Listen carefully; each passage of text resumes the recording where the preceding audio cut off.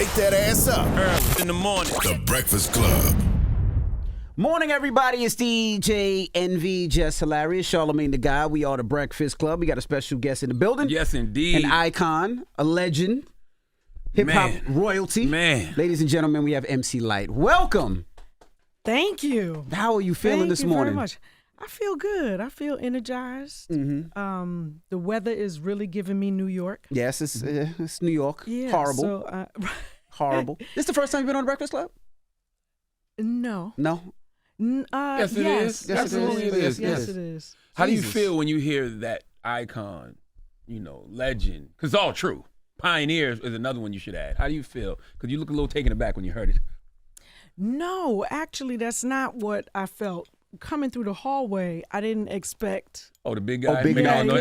Big Mac. It was kind of big and big style, It feels good, I guess. Mm-hmm. Yeah, I feel like I'm still doing work, and I think there's also a whole host of people that really don't understand why other people say that. Well, one of the reasons is you are the first female rapper to release a full solo album with Light as a Rock back in '88. Did you even understand the gravity of that? Did you even know what that meant back then? Absolutely not. Yeah, no, I went in.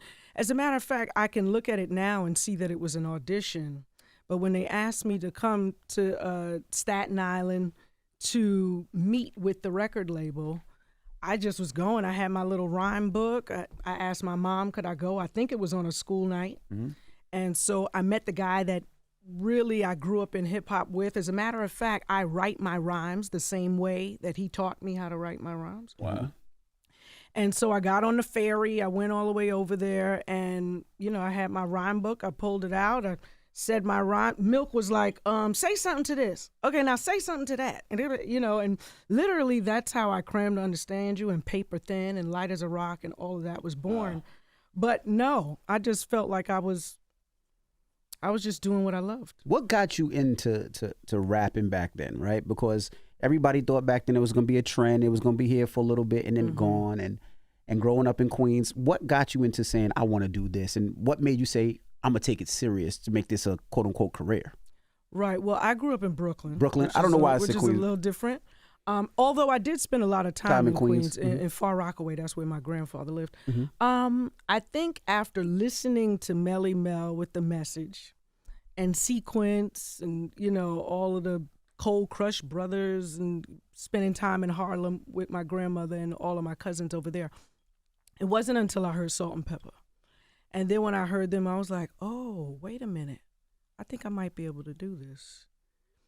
And then at that time, I felt like I had something to say, which was I crammed to Understand You, the drug scene and seeing crackheads in Brooklyn, seeing heroin addicts in Harlem. It was like, okay, I got a message for my generation. Didn't you lived in Brooklyn for a second, right? No, I was born in Brooklyn.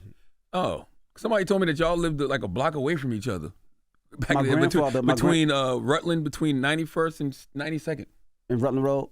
Yes. Yeah, my grandfather lived Yes. there, so I would go there in the summers to see my grandfather. But, see, I was in the summers, I was with my grandfather in in Far Rockaway, Queens. Yeah, that's why, because people always seen you in Queens, and people always see me in there in Starrett City. I had a grandfather on over there, and then I had one in Starrett City. So back then, what your parents did in the summertime when you were off of school, there was no camp. They drop you off at grandpa's house, and then they pick you back up on Friday. So I would spend a lot of time in Brooklyn. Right. Because you was East Flatbush on the borderline of Brownsville, right? Yeah. New Lots, Sutter Ave. And I think once you cross that train track, you was in Brownsville, which I shopped in Pickens Avenue. That's where you get the cheap sandals, jellies, and your Lees, and things that you needed to look cool in what I call the Caribbean part of Brooklyn. I'm a faking Jamaican. You're faking Jamaican? Me too. Yes, I am. How were you able to stay clear like all the violence that stemmed from like the crack era? Oh, God. Word. I've seen, matter of fact, all of the guys that I grew up with, the ode of roughneck to all of the guys that I grew up with are no longer here. Wow. Yeah, they all died by the hand of violence. But, looking at how you grew up in Brooklyn, I always say that, in the same thing with Queens, I always used to say that even though selling drugs was bad, there was some type of, I would say, they controlled the streets, right? So you wouldn't see a lot of the crime that you see now. Back then, you would see a lot of drug dealers shooting each other, but now it just seems like there is nothing. It just seems like people are running wild. Did you notice that back then, where it was like, it was rules, like you don't mess with older women, you don't mess with the kids. If the kids were doing something wrong, the drug dealers would actually tell them, no, you got to straighten up, or this, that, and the other. I don't see that anymore, and I feel like, as effed up as it sounds, I feel like that's why the streets are a little messed up. There is nobody out there controlling the streets and making the kids do the right thing. Did you see that as well growing up? I hadn't thought about it, but now that you put it out there, it does seem a little lawless, like it's anything goes, and very much no rhyme or reason, so yeah, I think back in the days, it's like, no, leave that one alone. That's not it.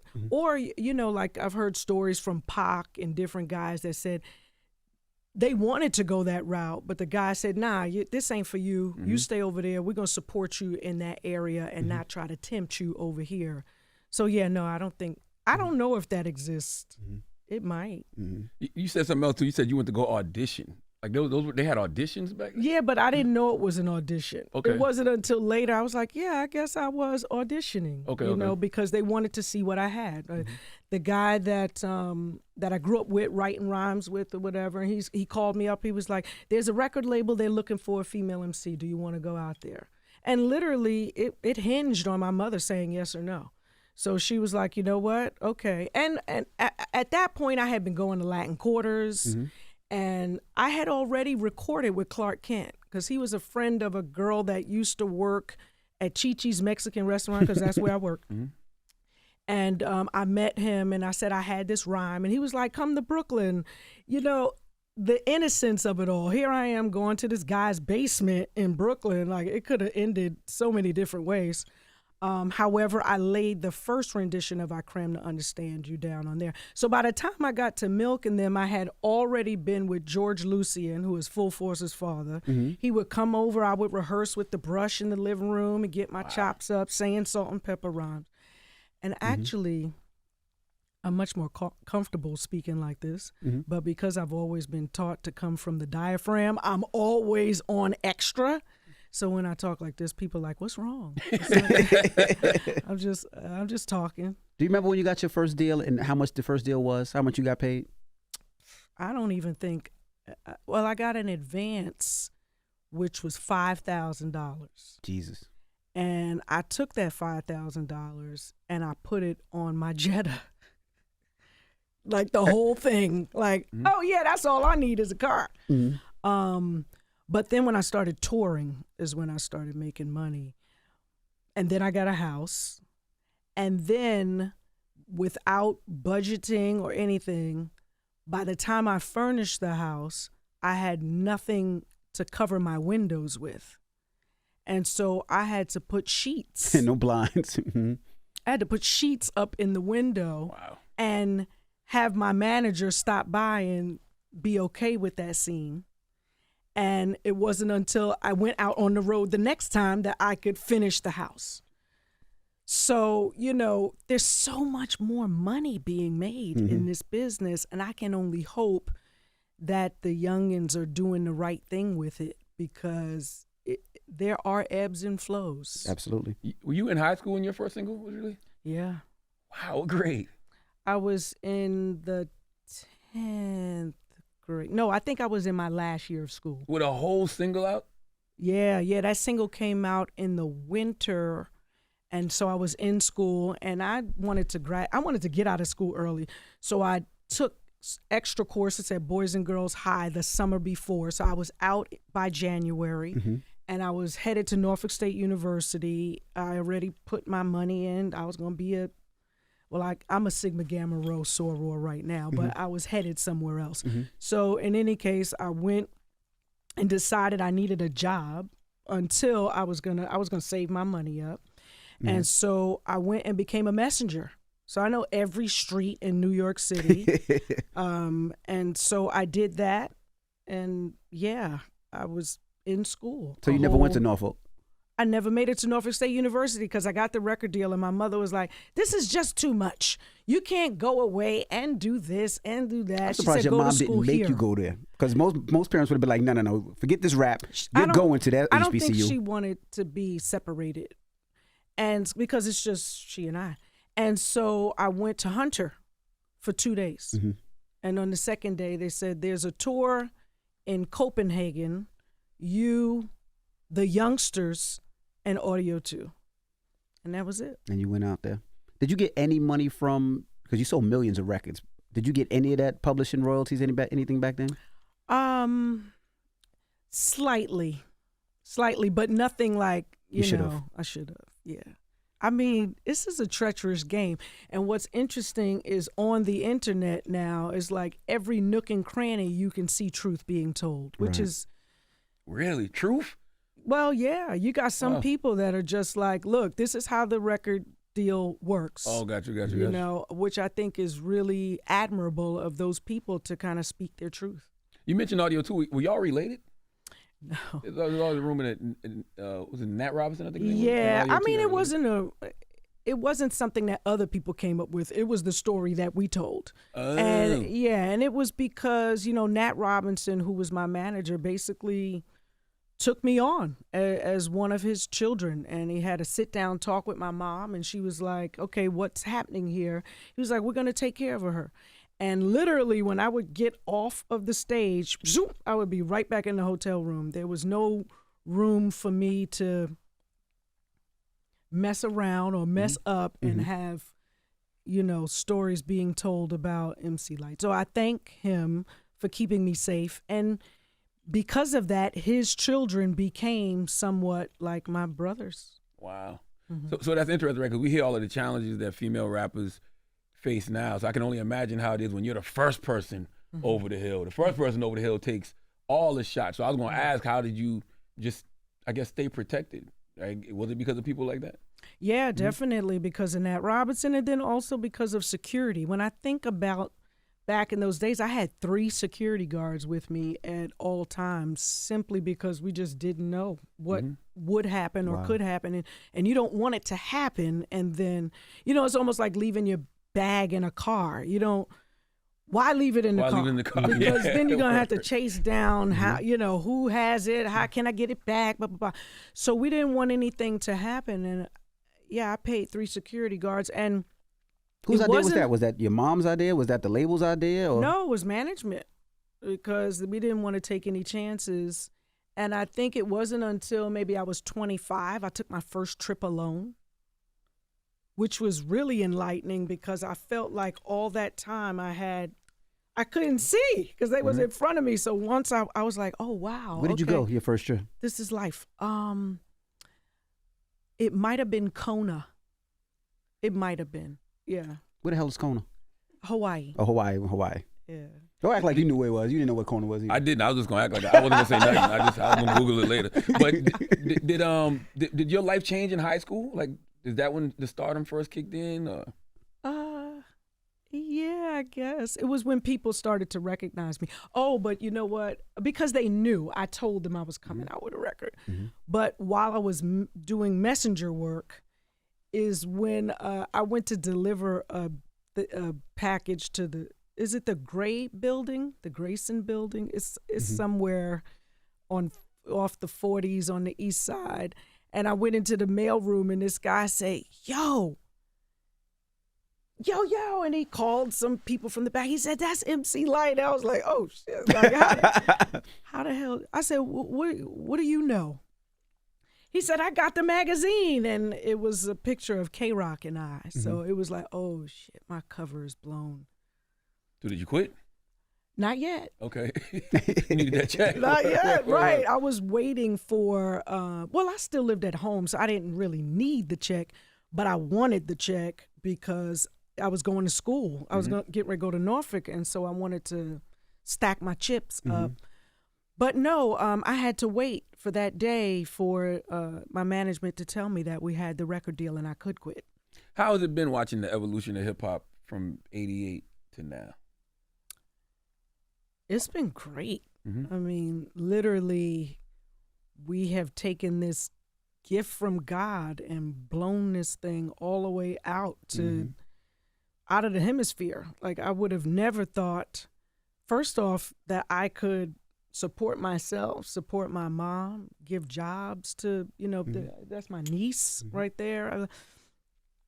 And what other people have been able to do for their families, and the Breakfast Club, and the, the clothing lines, and the podcast, and it just goes on and on. It's a dream for all of us to really do what it is that we love. When did it start to slow down for MC Lyte? Because growing up, it was, you name it. It was cha cha cha. The records were flowing. Then it seemed like there was a switch in hip hop a little bit, and I would say maybe that's when Kim and Foxy, that era, started to turn around. So when did it start to slow down, and why was it? I think like many times there's maybe a song or an artist that comes in and switches the whole situation. I think Naughty by Nature did that, and then I think Biggie did that, and on and on.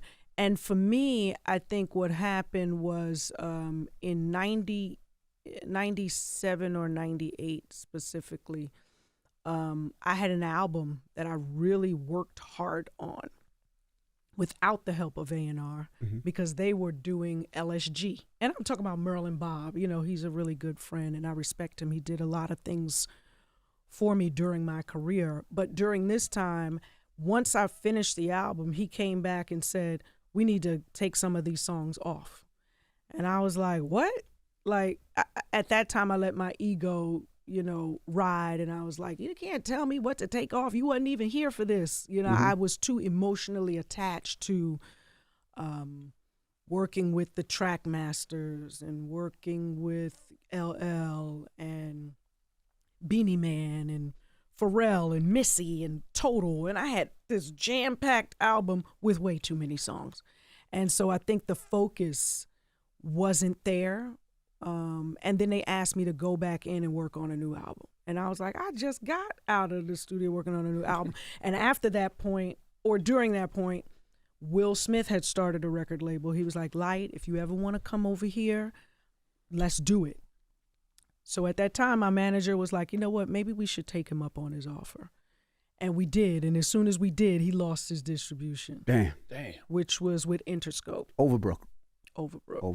Yeah, and I was just like, okay. And I was getting a stipend, it's like. Will Smith had the bag at that time. That's when every movie was popping. He had, Kel Spencer at that time. You act like he still don't got the bag now. But that time he was at one of the highest, though, and he was just, it was a lot going on. And Kel Spencer was one of the people that was riding with me.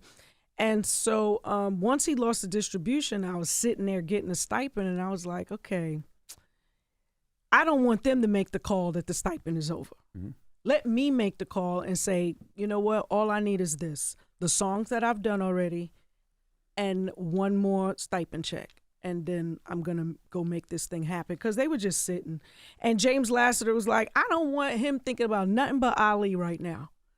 And so we're waiting for him to talk music with us, but they don't want him to talk music because they want him to win this Oscar, which is, I got to respect that. And so that's when everything was just like, oh, okay, what am I going to do now? Damn it, I should have went to Norfolk State University. How does that not affect, like, your personal relationship, though, right? Because, I've read Jada's book, and y'all, like, the best of friends. So clearly there's a family vibe there. Y'all are family. How does that affect y'all, personally, when you feel like, well, damn, I thought we supposed to be doing this professionally, but I need things to move a certain way. What's up?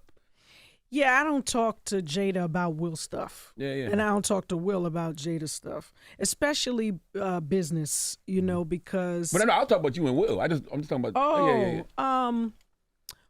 Well, what would happen is I would call Will anyway. And then he would tell me what he wanted to do, but he can't do what he wants to do. He has to rely, like many of us, on other people. So I consider all of us to be the quarterbacks, and once we throw the ball, somebody got to take it down the field. And if they don't want to go down that way or they don't want to play on that field, you're kind of subject to what it is that you rely on them for. And so James was like clear. He didn't even want us talking to Will about music. Wow. So I was already going against the grain by calling him saying, okay, what are we going to do? So, yeah, I mean, it's just one of those things where all of it went different. Sylvia Rhone was like, what are you doing in L.A.? I need you on the streets of New York City. People need to see you. And I'm like, oh, I'm trying to act, you know? So when it came, the one thing that Nat Robinson said to me, and though he said many things throughout the years, which helped, but the thing that I remember most is, we're going to make you popular independent of a hit record. And once he said that, that allowed me to dream bigger, to see, okay, I need to prepare myself for all these other moments. I want to do voiceover, let me go to coaching. I want to act, let me go to class. And so that kind of opened up the spectrum for me. It's interesting because all of y'all had those opportunities, it seemed like, early. Like you saw Queen Latifah and Ice Cubes and the Wills. Was that like a thing? Kid and Play, yeah. No, it really was. And why my route went differently is I left William Morris very early. We had gotten some word that some shows for me had gone to other people. Promoters were complaining that they were trying to get me and they couldn't. And so my manager said, you know what, we need to go to a performance agency that just does performance. We tried to keep theatrical at William Morris, but they don't break it up. And so at that time, I wound up going with another agency who was spectacular. I worked all through the 90s. To this day, if you look on Spotify, I've got more listeners in Germany and, you know, France and Spain than I do in some of the states in the United States of America, which is really odd to me, but that's just the way it is. I spent a lot of time over there. And so while they were doing their shows, I was out touring. And so I didn't do my sitcom until, 2-3 years ago, which was fun too, because I was really present for it. Most of the 20s went by in such a flash. Like, I think you're blessed enough to have a second chance around so you can actually see it happening. And another reason you're a pioneer, you're the first solo woman rapper to receive a gold record with Roughneck. Yeah. How did it feel to get a gold with that record? Because you said that was an ode to like the people around you. Right.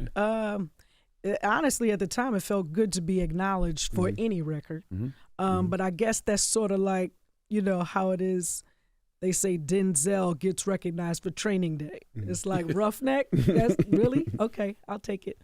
It was great. I remember we were on tour, and they had the phone in the bag. The big box phone. The big box phone. And my manager, we were pulled over on the side at some road inn or whatever, getting food. And he walked up and he said, "You've been nominated." And I was like, okay, that's great. So they read it off at Radio City. And of course, I come out the year Deep Cover is out. Damn. Yeah, and I was like, damn, that was quick. Like you're one of the reasons that men are so toxic. Between the hardcore era of hip hop and you saying that ladies want a roughneck. Right. Oh. Yeah, that's terrible. That's how we gotta be. I'm so sorry. Wow. He said, I'm so sorry. When I perform now, I'm like, where's all the reformed roughnecks?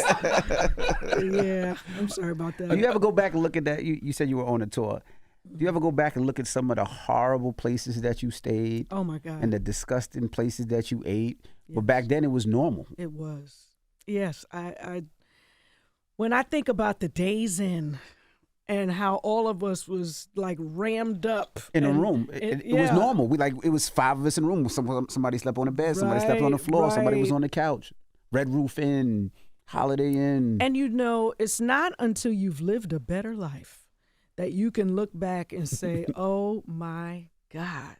And even in the midst of it, like after Roughneck, I toured on those Budweiser Fest with all the R&B people. Like, so I was the only hip hop artist with Keith Sweat and BBD. And the way they were treated, they had full meals.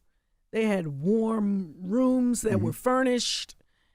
Totally and completely different from a hip hop tour with 10 different, rap artists. And then let alone touring with Janet. That's a whole nother situation. But what it does is it teaches you what you should expect and what you should make people responsible for. So yeah, it's definitely a learning curve. You know, one of my favorite verses from you was on self-destruction. But even back then, you always had socially redeeming messages in your music. Why did you feel the need to address social and political issues back then? Well, I attended an African school as a kid called Weusi Shule, and excuse me, there were certain values that we just learned, and I felt like I needed to use my voice for something important. And because my mom worked at North General Hospital in Harlem, and when I would go see her, I would get on the elevator. She was on the 7th floor, but I think on the 3rd or 4th floor was the rehabilitation center. So sometimes getting into the elevator, I would see like heroin addicts that had decayed veins and holes. And I just was like, what a rough life. I need to say something to my peers in hopes of them never going this route. And then aside from that, I saw Fort Apache, the Bronx, really early in life. And I was like, oh my God, they put her on drugs. They made her a drug addict. So no, you don't need to be anywhere around that. So I think that's where it stems from. You think artists now have a cultural responsibility to use their voice for advocacy and just to spread messages? I would think so, but that's not the story that most of us tell. I do think that there is room for everyone, and I always have to use what it is that I know. Heavy D wasn't that, but we still loved him. He promoted love, which I think is one of the most important aspects of life. Will was never that, but we love him still. He made us feel good and feel confident and strong. So I think it's room for it all, but I do think it shouldn't be ignored.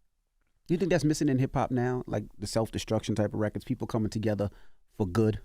Because you don't really see that anymore. Yeah. Like, I don't think you can get a self-destruction type of record now. I think we could if someone I think if Kendrick said we're going to do it, it would happen. You got to give the power to those who have it at this moment. And if they decided that that's what they wanted to do, I'm sure it would happen. Who put self-destruction together? KRS-One. KRS-One, and he called everybody and said, let's do it, and everybody obliged. Absolutely. And you haven't put out an album in 10 years. But you got a new album coming out called 101. Yeah. Why are you getting back into this crazy game? LL challenged me. He Really? did. Yeah. We did a Leading Women Define is one of those annual events Deborah Lee does, and so I did a fireside chat with him. And in the midst of it, you know, he says, I'm putting out new music. I was like, oh, that's great. He said, when you putting out music? And I was like, well, I don't know. He's like, stop being scared. I was like, scared?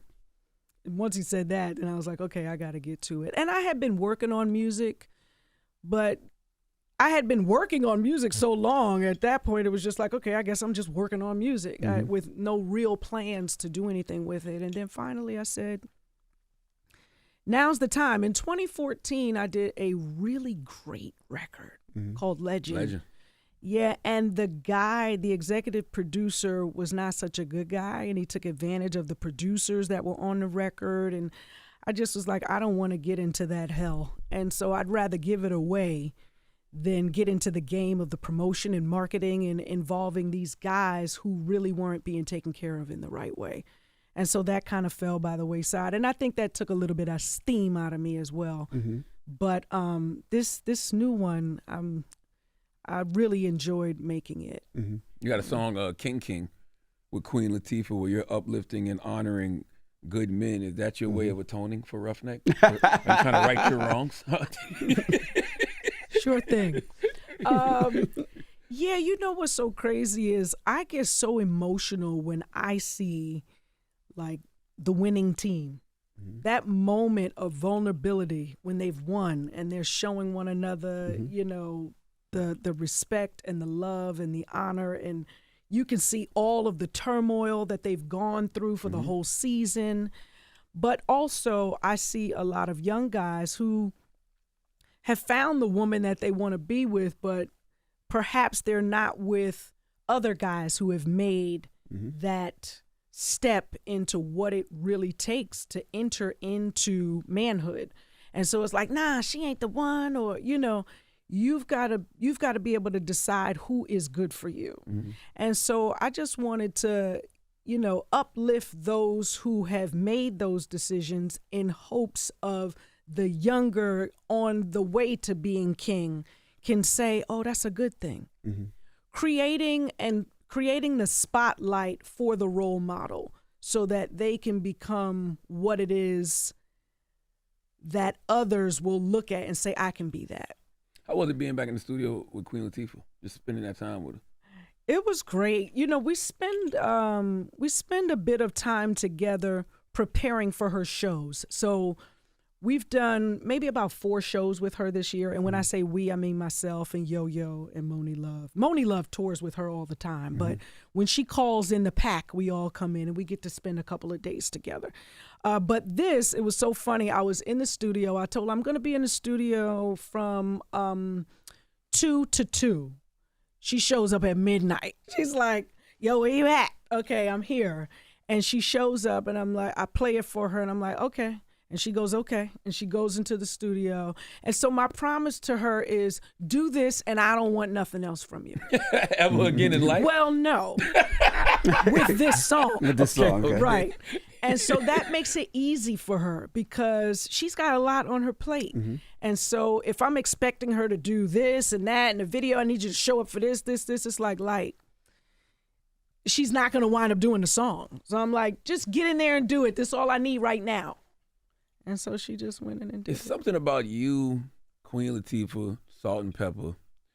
It's like we celebrate y'all, but it's like I don't feel like you're celebrated the way you properly should be. It's like we have a way of doing it with the guys, like, you know, the Hoves and the Nas and all them, that we don't do with the women. And I don't know if I know how or why. Well, you got to go back an era too. You said you got to think when you talk about Queen Latifah, MC Lyte, Salt and Pepper, you got to go to Slick Rick. Because that's that same era. And they don't do it for those artists as well. LL Cool J. You see how I was talking about the women, but the reason I say that is you're talking about artists in the 2000s, which is a different age group. What are you talking about 2000s? 2000, Nas, Jay-Z, they transcended to the 2010s, but they transcended to the 2010s.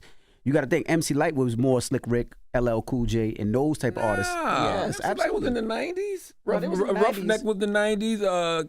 Keep on Keeping On with the 90s. Cold Rock a Party. Cold Rock a Party. I Want to Be Down remix. Hov was considered the 2010 era. The 2000 to 2010 Well, he's era. just lasted. Yeah, lasted. Really long time. But I think to dabble in that for a minute, because I don't know that I have the right answer, but it's spawning a thought, which is you only really need one powerful champion. And Will has had that. LL has had that. Jay-Z has had that. Nas was able to garner that after the beef with Jay-Z. So you have to have a champion that sees the worth, which really comes down to helping you, get to the dream or the goal. But it's also a business. It's about making money. So if they see a way in for everyone to be able to benefit, then they spend a little time and energy there. It would take someone who people respect to say, this is the one to pay attention to.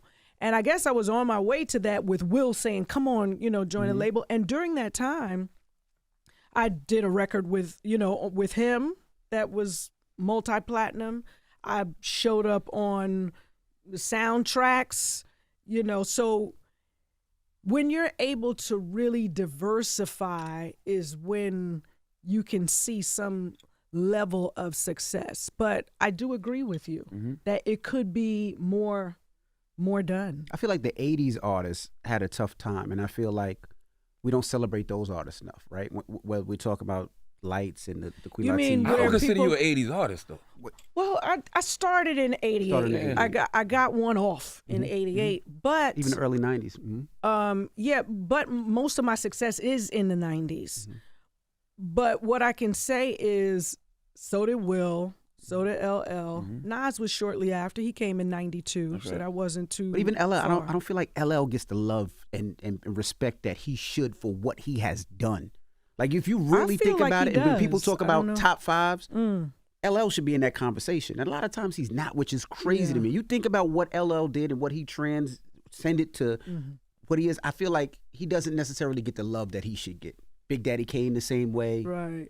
Who else is in that same era? I guess I'm in the circle that gives the love. So and I see the respect. And now with his new brand and the new platform that he has, I think, for me, success is tied to how many others can you help? Right. Who are you lifting up? Who are you reaching back to pull up? And he's definitely been able to do that and put a lot of people to work who haven't been to work in some time.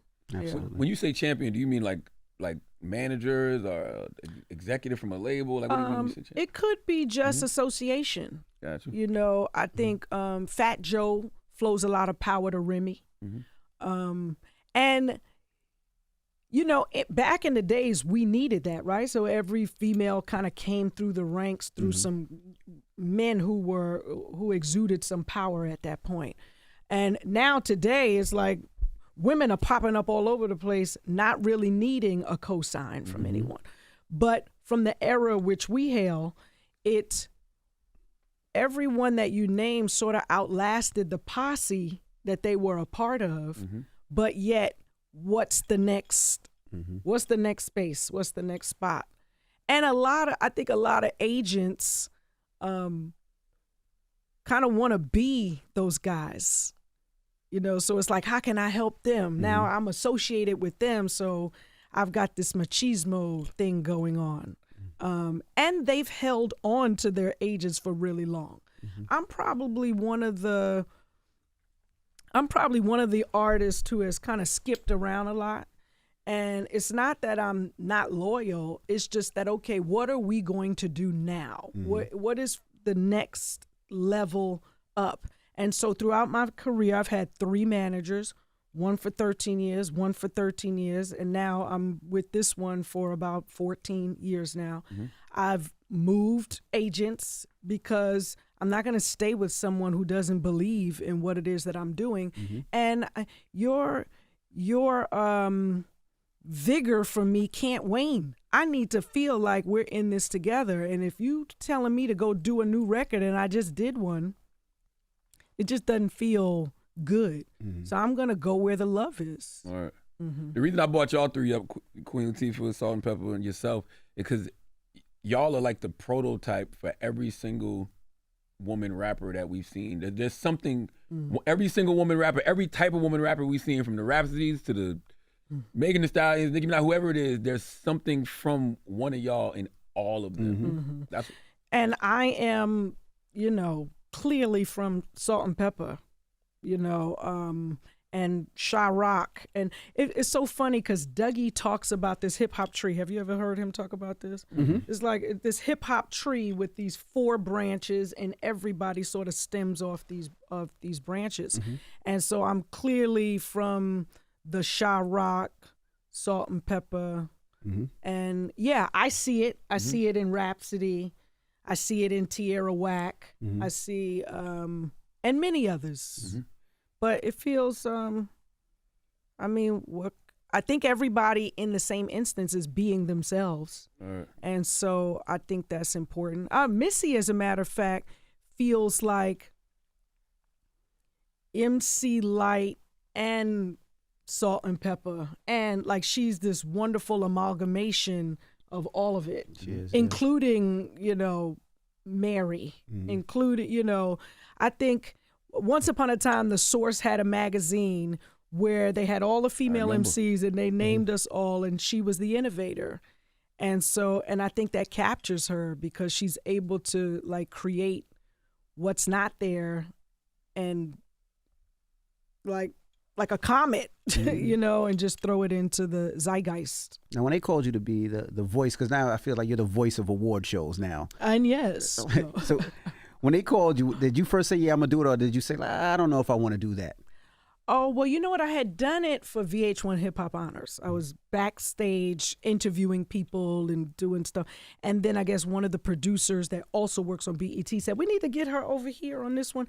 And so to me, it made sense. I was ready. As a matter of fact, I was going to Norfolk State University to major in communications to do radio because I heard Carol Ford. And I was like, oh, her voice kind of sounds like mine. It's kind of raspy. Maybe I can do that. And so here it is, full circle. I'm able to use my voice. Is there any voiceover work you've done that we don't know about? Like you playing a cricket or something or somewhere? I don't know. No. Okay. Cricket or something. But you know, it's funny listening to you do voiceover work. It's live, right? When you do voiceover work? Most of it. How do you go in and out? Because sometimes something happen on stage and you have to have a straight voice. All right, MC. Like, how does that? What was the most awkward? The bumpers are already pre-done. So I don't have to worry about that. Any awkward moments where you're like, oh shit, I got to get this on? Right. No, I think the most thing that's kind of out is when I'm doing perhaps the Emmys where I'm unfamiliar with the pronunciation. And so it has to take a little bit of time. And I'm from New York, so I'm always putting the accent on the wrong thing. So I have to rehearse to make sure that I properly say people's names. Because when someone's getting an award or a nomination, the least you could do is say the person's name correctly. Absolutely. Yeah. You mentioned somebody, did you say Sylvia Rowan that told you to get back to New York? Yeah, Sylvia, I was her first signing as an executive. And so, she wanted me back in New York. And at that time, I was appearing on Yvette Lee Bowser's For Your Love. So I had a recurring character. And I was in acting class. And I was like, this is the next move. But she wanted me back in New York. She felt like it was really important as an MC and being in hip hop that I not lose my grounding, which eventually I did because people didn't see me here and probably felt like it wasn't important, that I didn't see that it was important enough. And I was. Expound on that. Well, people see what it is that you put into it. So if you're where everything is happening, then it's like, okay, committed to the process. But if I'm in California, which everybody thinks is La La Land in the first place, it's like, okay, how serious is she taking this? Especially the record label and the people that work at the label. Because I'm sure it wasn't just her who wanted me back here. It probably was the marketing people and the radio people and everybody else. And so I stuck to my guns and was like, no, I'm in LA to learn. I was in acting class for 2 years, acting school for 2 years, and I was ready for that next step. Well, back then there was no social media too, right? So you would see everybody. Like you would see LL, on Jamaica Avenue. You would see, Big Daddy Kane downtown Brooklyn or Harlem. I seen Run DMC the first time at TSS. So you would see your local artists around, and the fact that they didn't see you, there was no social media to be like, I'm here still, Right. Right.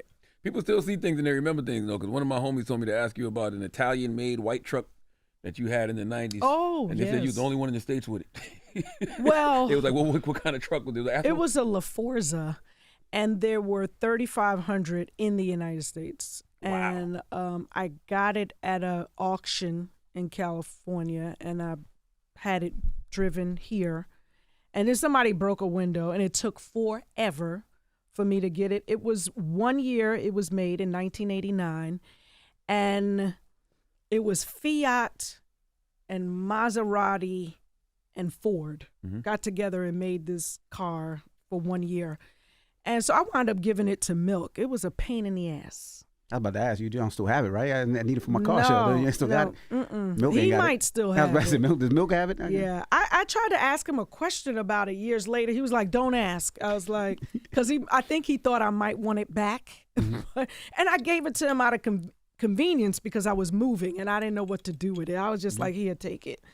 But it definitely was one of those that people looked at when you rode down the block. It's like, what is that? It was fun for a while, but it wasn't properly made. Gotcha. And you got another song on your album called Change Your Ways. Yeah. How important is self-reflection and accountability? Oh my goodness. It's everything. It's your whole experience. And, you know, I've learned so many things throughout the years about me, still learning about me, what it is. People will tell you what you like before you even know what you like. And so for me, I think the move to LA actually allowed me to claim my independence and my independent thought. And so, yeah, self-reflection. And you have to have things quiet enough to even be able to really understand what it is that you can do to be better, or how it is that what you just said wasn't okay. This life of an entertainer, everyone is always telling you how good you are, how right you are, taking whatever. Case in point, I remember being told at an early age, you shouldn't work with women because they're too emotional. Well, what I found out was, for me, I don't have to be emotional at all working with guys. This is what I taught myself. As a matter of fact, I could say whatever to you. Do that, please, get that done. Yeah, but you know, no emotion at all. Not really understanding that it affects men when you talk to them like that as well. But more importantly, I wasn't ready to be responsible in my tone and how it is that I communicated what it was that I wanted. And with women, you ain't getting away with that. You ain't just saying something any old kind of way. It's like, excuse me, can you say that in a way that I can have it?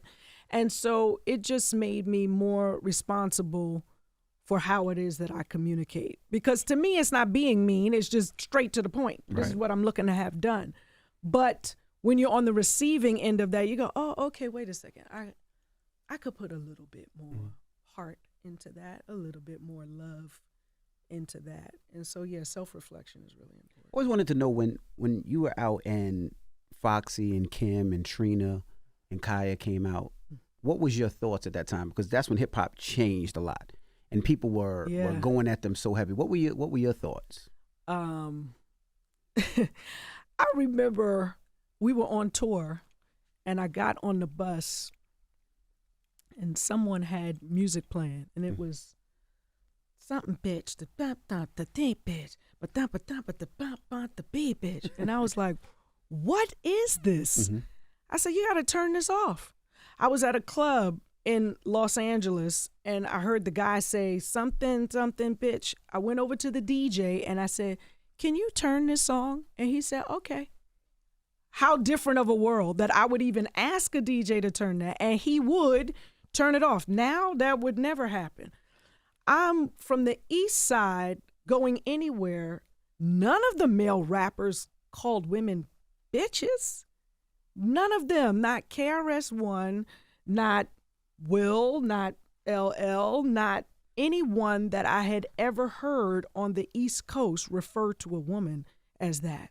So it was completely out of the stratosphere for me. Even seeing Biggie and Puffy in a jacuzzi with women, I was like, oh my goodness, what's happening here? So things were changing very quickly. I didn't really know how to feel about it, except this is crazy. What do we do now? Do you feel like it was systemically done? Because I asked that about rap and television because, as you said, the rappers weren't talking like that. And then all of a sudden, it was just an abrupt change, right?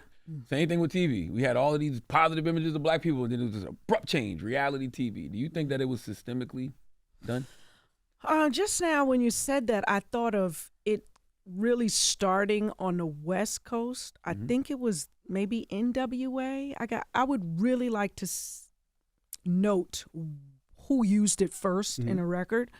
I think it was different culturally, and what was happening in New York wasn't necessarily happening in the South and wasn't happening on the West Coast. And I think once we begin to merge all of these cultures together is when it became okay to call someone a dog. I remember being in the airport and somebody from somewhere else said something to my dancer and was like, what up, dog? And my dancer was like, dog? Who the hell you calling dog? But it wasn't a bad thing. It meant you my dude. you my nigga, with the way that we reference, perhaps someone that we have affection for, or in that case. So I just think it's different culturally. Systemic, I'm not sure. I have entertained this conversation before. Like, what is the brink? Is it the door that has now opened to you can say anything? That actually happened with the sitcom. I had them tell me, we can curse in this. You can say whatever you want, because they kept looking at the scripts and they didn't see anything. And I said, no, this is how I want it. I remember sitcoms where you didn't need that. And I wanted it to be wholesome. But they kept saying, this is streaming. You can say whatever you want. Thanks for letting me know. We're going to keep it right here. So, yeah, I think the doors opened and it was just whatever, however, do it. Did the label ever ask you to change at all? And say, sound more like this, or do this more, or wear less clothes? Or wear less clothes, exactly. Get sexy. Never. Because we were too early. They didn't know what to tell us to do. And it worked. And it wasn't until a whole new thing came in, which it had to. Growth is what happens. But I do remember doing a photo shoot, and I must have been about 21, and I was ready to think I was a little sexy with something tight on. And Sylvia saw the photo shoot, and she called me, and she said, "What is this?" I was like, "Oh, well, I'm growing up." She said, "No, you're not. You're going to stay as young as possible for as long as possible. Put your jeans on and get out in the street and take a photo and show your youth." And that was the cover of Act Like You Know. So we did a whole new shoot. And, I thank her for that. You still speak to Sylvia now? I do. Does it bother you watching all of your personal stuff play out so much on social media or just online? Like, oh, MC Lyte got a divorce and this, that. Right. I don't know that it bothered me so much. I just love having the opportunity to get them told. So at that point, you've said whatever you want to say. I get to say whatever I want to say, which was, really difficult back in the day, to be able to give your opinion very straightforward. We had no platform that we could technically use. And so, say what you want, and then I'll say what I want. Really? So, they wouldn't, to say something like this happened back in the day, they wouldn't set up an interview with you on radio or a magazine or... I remember those headlines, like such and such in their own words. Right. You know what I mean? Right. Possibly, but then it would be some back and forth, and you'd have to. Now you can just write what you want to write, put it up, and people can have it. So when the whole divorce thing happened, I just saw all of this stuff that says he was trying to get this, or she got to keep her. It's not she got to keep. He was never trying to do that. We had a prenup. He's got his own stuff that I'm sure he was happy that I didn't want any part of it. And so we made an agreement very early on that we'd have a prenup and that would be it.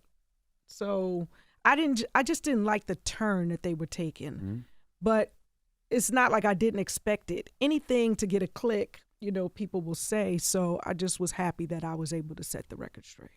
How challenging had it been for you, if at all, to constantly have people assume you were gay? Because I remember when they announced you were divorced, everybody was like, "Oh, I thought." Right. Yeah, I remember Jess Hilarious. I think she posted something that was like, "What?" And in the news, and to me, it's just. When I said people will say that you like something before you even know what you like, right. And my biggest thing with the younger generation is don't be so prepared to put yourself in a box. You're learning. Life is what it is. Coming out of teens into your 20s, you're seeing things. I had to learn much later on in life. Everything you think doesn't need to happen, right? It can be a thought and stay there. Everything that you see other people do doesn't have to be the life for you. And, growing up as an only child, things are impressionable. It's like, oh, okay, that must be the thing. Okay, wait a minute, hold on. Okay, we're not doing that no more. Okay, and so for me to be able to choose my life for myself is extremely important. So did it bother me? Perhaps in the beginning, but then it just became, oh, okay, well, that's how you want to feel. That's great. And that's not saying that those types of things didn't happen in my life, but that's not all of who I am. And so. Oh, so the rumors did stem from somewhere, but that, yeah, okay, I mean, got you. right. You experimented, basically. Got you. When you're young, especially in this business, it's like, okay, you think it, okay, let's make that happen. Oh, now you're about to open up the Illuminati conspiracy theories. Well, the sad part about it is many people get stuck there, right? And so they're stuck with what it is that other people want them to be or are comfortable with them being. You can't possibly look like that and want to do that, or you can't possibly look like that and want to be with a man or find men attractive. Or me getting married, first off, I'm way more traditional than anybody would ever assume. So me getting married was because I believe in the sanctity of marriage, of partnership. And it not working was devastating for me. But it also called to action me being responsible for the way that I speak, for the way that I behave, and being accountable for someone else's feelings. And so now they say you call in who it is that you are. I'm a much better person. So who I have called in is a reflection of that. And I love him. And so are we in a hurry to get married? No, he's been married and divorced. I've been married and divorced. So being married isn't exactly the thing that we're all jumping in to be in once you've experienced it. But it is something that we're working towards. And he's so totally different from a roughneck. I would hope so. Yes. When my family, met him, it's like, oh my God. And he's really a ray of sunshine and so different from any type that I've ever been with. And so I had to learn that that's okay. He's from Philly. So he's got the swag. Does it necessarily show? No. But you know what? I love everything that's happening on the inside, and he feels the same way about me. So many men would be like, oh, well, I've heard this, and, I'm not sure. But he can get past all of that and see who I am and just love me for who I am. Which is the most important. I was going to ask, too, like when y'all, because I feel like all of y'all was so blessed to find your tribe early. Like, I feel like you and Queen Latifah and Jada, all y'all found each other very, very early. When somebody like Jada is writing a book, does she call you and say, okay, Lyte, I'm going to share these stories. Yep. I'm going to talk about this. I'm going to talk about that. So I want you to know that this is out there. Okay. That's what sisterhood is. Right. And that's why we're friends. Because had a book came out and I was in it and she had said nothing, I'd be like, okay, what's up? Oh, I didn't get a chance. No, we don't have those discrepancies where for some reason something happens and the other one, if her name comes up in an interview, yo, check this out. I was at the such and such and this came up and this is what I said. I don't want you to, I don't want it to come to you any other kind of way. We take care. And in these types of friendships, you gotta take care because there are so many areas where people are careless. That if we're going to depend on one another in a true friendship, you got to take care of it. Because in the book, she addresses rumors of y'all being together. And I'm like, well, what if people don't know that? and now when Lyte or somebody does an interview, they're going to ask that question. Well, I think the point is it never was. It never was. Right. So she can bring that up. It would not be an issue at all. And for her, I guess it was important. Maybe people addressed her with that more than they did with me, because I've never been approached with, is that, So yeah, I'm happy for her that she was able to get all of what it was that she was feeling out in the book, and also celebrate our friendship, you know, and because it is true that we have a sisterhood, if it only feels right that it would be reflected and spoken about in the book. And if that were removed, it would sort of be like, really? Don't we have a friendship? Not that I needed to be in the book, but when you're evaluating truth and what is, I would expect that it would be there. Oh yeah, you were in the book. She speaks so highly of you. Like you were one of her pillars in her life. Yeah. How important is it to have those people in this business? It's not many, so it's extremely important. Someone that's going to understand, and the truth is too with Jay, when we talk, and there's a few friends that I have that are like this. We can go from topic to topic without an announcement that the topic is about to change.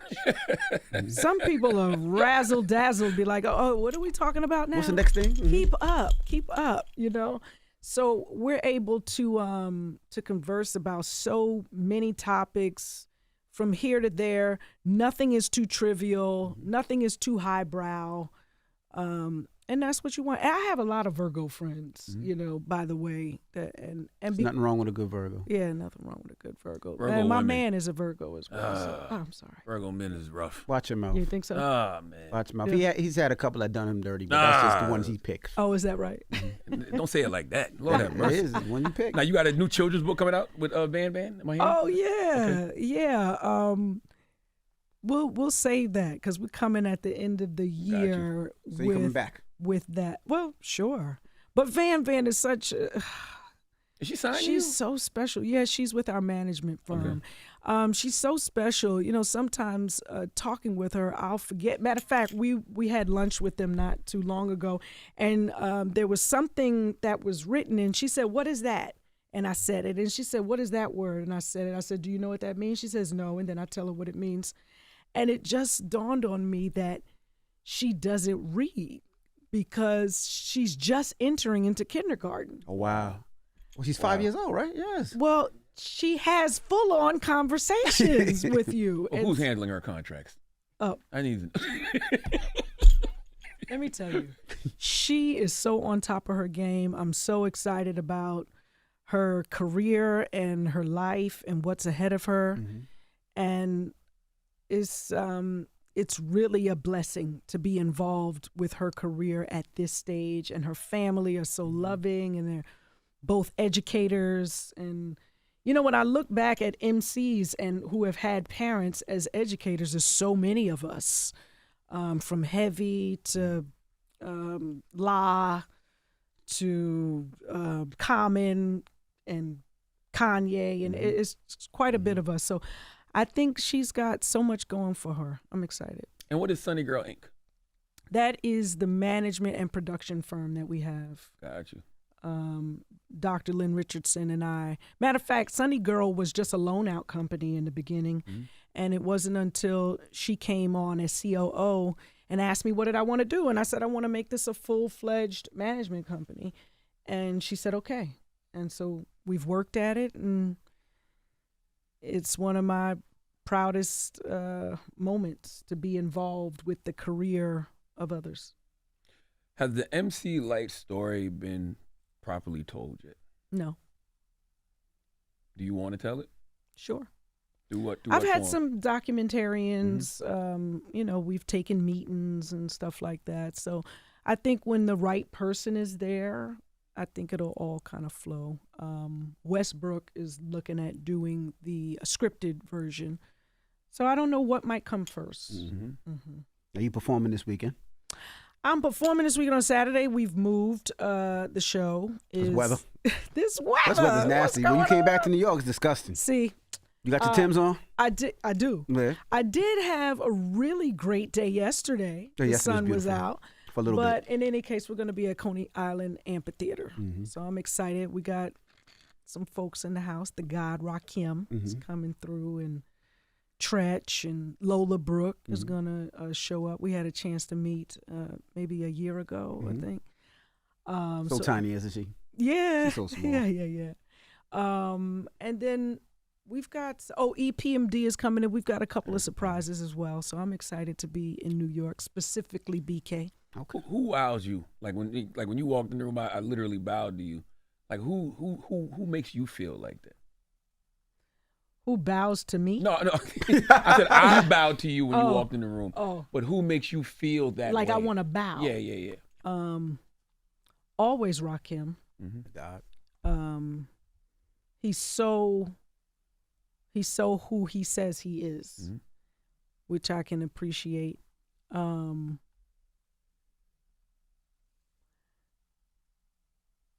KRS-One, mm-hmm. Will,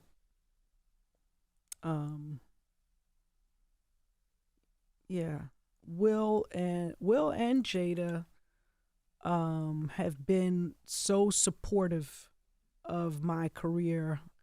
And I remember there was a time, like after the divorce, I would talk to Will, and he was like, Lyte, just keep being that well of goodness.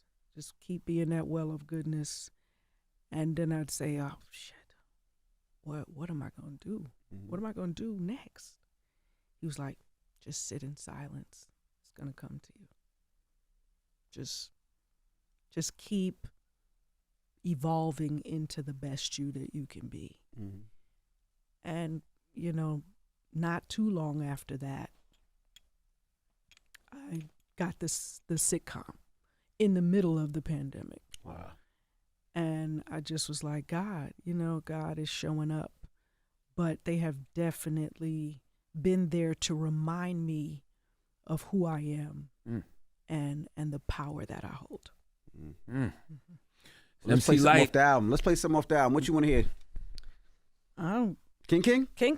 Featuring All right. Queen Latifah. New album. We appreciate you. We love Thank you. We value you, and we appreciate you, MC Lyte. You are an icon. You are one of the reasons that we even sitting in this studio because of the foundation that people like you laid. Thank you, fellas. Thank you. The new album 101 comes out in September. Yes. And make sure you go pick it up. And thank you again. Thank you. It's The Breakfast Club. It's MC Lyte. Wake that ass up. Early in the morning. The Breakfast Club.